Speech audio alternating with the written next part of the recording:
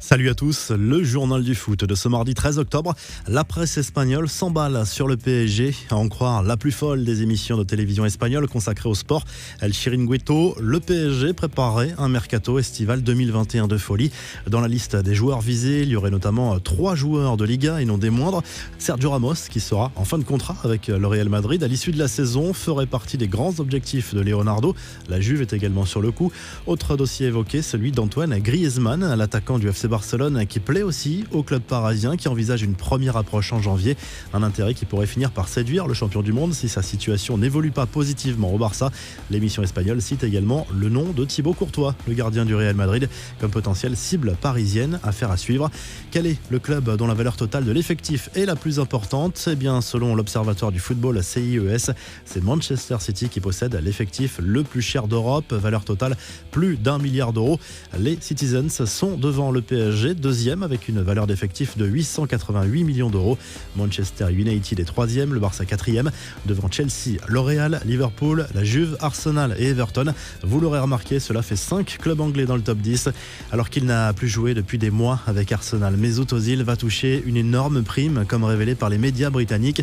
L'ancien international allemand va percevoir près de 9 millions d'euros de prime de fidélité, un bonus déclenché automatiquement par sa simple présence dans l'effectif du club londonien au début de la saison 2020-2021.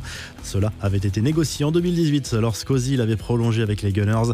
Ça fait cher pour un joueur qui n'entre pas du tout dans les plans de Mikel Arteta et qui touche déjà le plus gros salaire du club, à savoir 386 000 euros par semaine.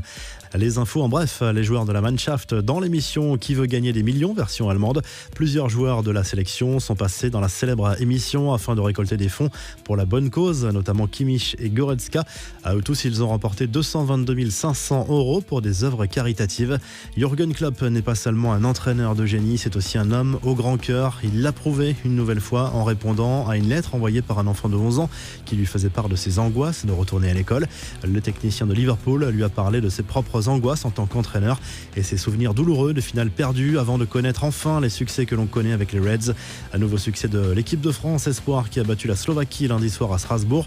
Une victoire 1-0 obtenue grâce à Jules Koundé qui permet aux Bleus de se rapprocher d'une qualification pour l'Euro 2021 de la catégorie. Voici les 3 nominés pour le trophée de meilleur joueur de Ligue 1 pour le mois de septembre. Le Messin Ibrahima Niane, le Rennais Serhou Guirassy et le Lensois Ignatius Ganago vont se disputer le trophée UNFP.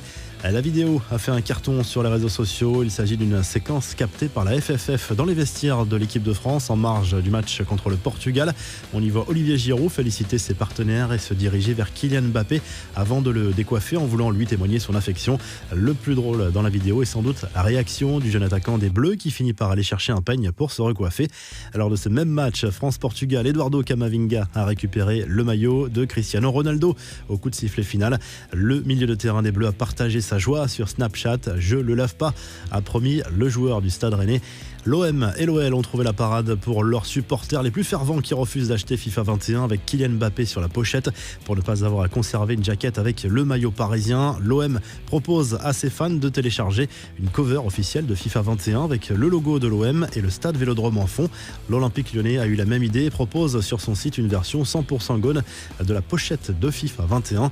La revue de presse France Football consacre sa une à Edinson Cavani et revient sur son arrivée à Manchester United.